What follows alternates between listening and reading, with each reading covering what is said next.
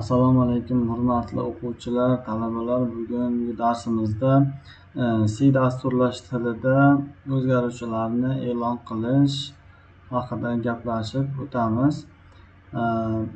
Mana bizni Wordda hujjatimizda umumiy bir tushuntirib o'tamiz. Menimcha tushunarli bo'ladi degan umiddaman. Umumiy yozilishi C dasturlash tilida o'zgaruvchining tipi va nomi nuqtali virgul yoziladi. Bunda bitta o'zgaruvchini e'lon qilishimiz shu tartibda bo'ladi. Yoki bu ko'rinishda bo'lishi mumkin. Tipi va bir nechta o'zgaruvchilarni e'lon qilishimiz mumkin. Birinchi o'zgaruvchi, ikkinchi, uchinchi o'zgaruvchi. Faqat tipini bittada e'lon qilib o'tamiz. C dasturlash tilida keng tarqalgan o'zgaruvchi turlari, tipi, tavsifi va misol. Misol uchun int butun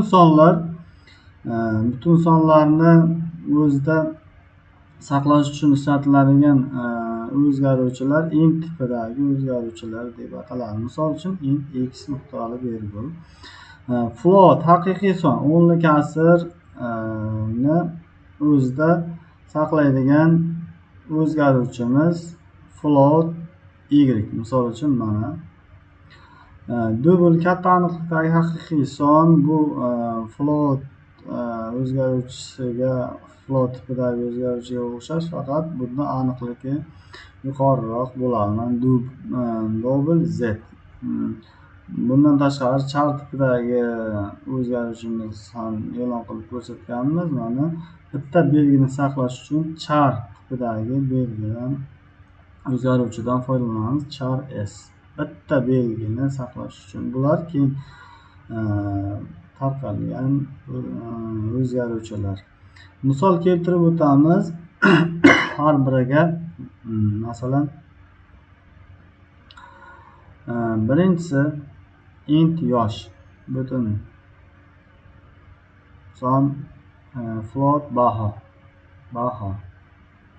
haqiqiy o'zgaruvchi yoki double katta son yuqori aniqlikdagi son, char belgi nuqtali bitta belgini saqlovchi o'zgaruvchi e'lon qilindi. E'lon qilinishiga misol keltirib o'tamiz.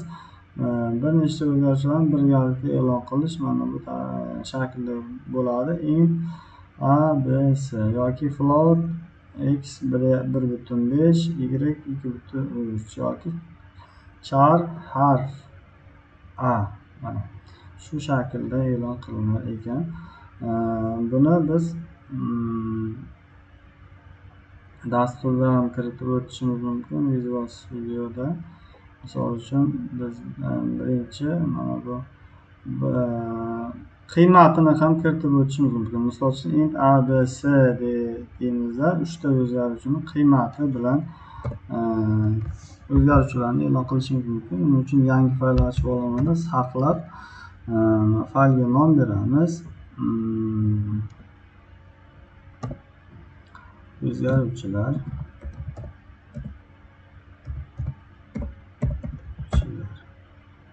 saqlayotganda ham shunga e'tibor berishimiz kerak. Bir nechta so'zlardan iborat bo'lsa, tag chizig'i bilan yozishimiz kerak. O'zgaruvchilar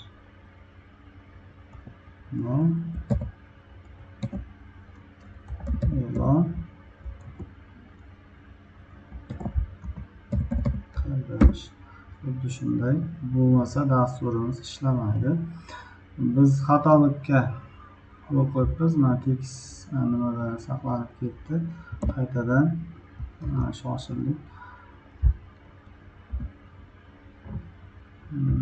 O'zgaruvchi deylik. Tekst emas, C tanlaymiz, bosamiz.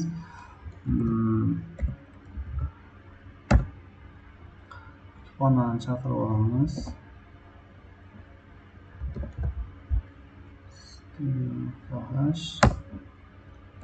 Main funksiyasining ichiga o'zgaruvchilarni e'lon qilamiz. Misol uchun int tipidagi o'zgaruvchi a virgul b virgul s deb mana shunday e'lon qilib o'tishimiz mumkin.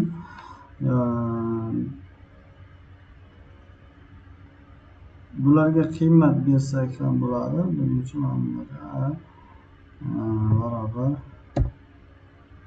5 b barobar 6 s barobar 7 deb qiymat bersak ham bo'ladi.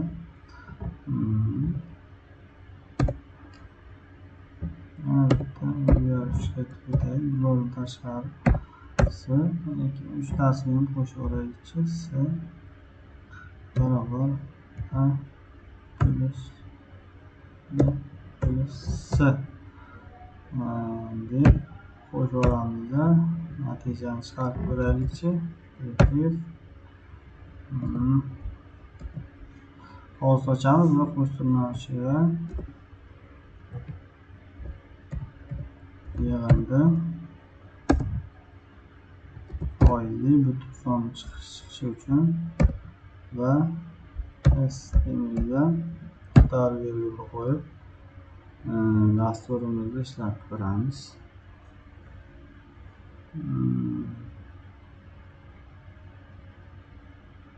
Qandaydir xatolik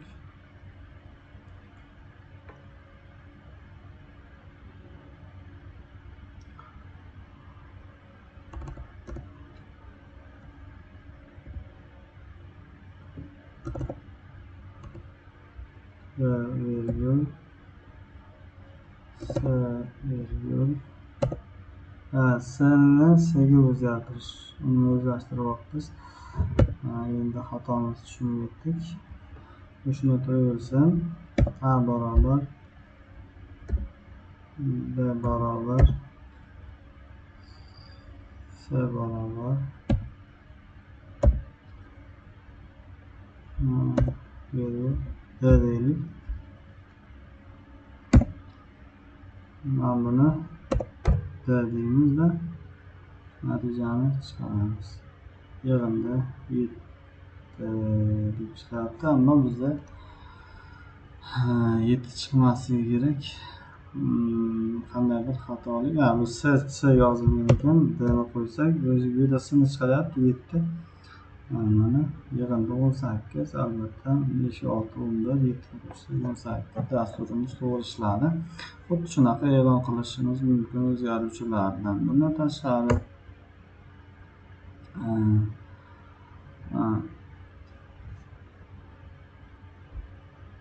float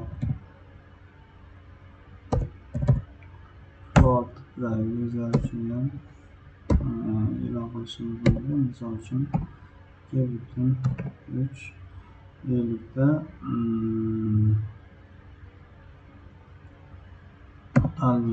mana bu floatdagi o'zgarishni e'lon qilish shu tartibda bo'ladi. Shu bilan bugungi darsimiz tugadi. Menimcha o'zgaruvchilarni e'lon qilishni tushunib oldingiz degan umiddaman. Xayr, sog' bo'ling, salomat bo'ling.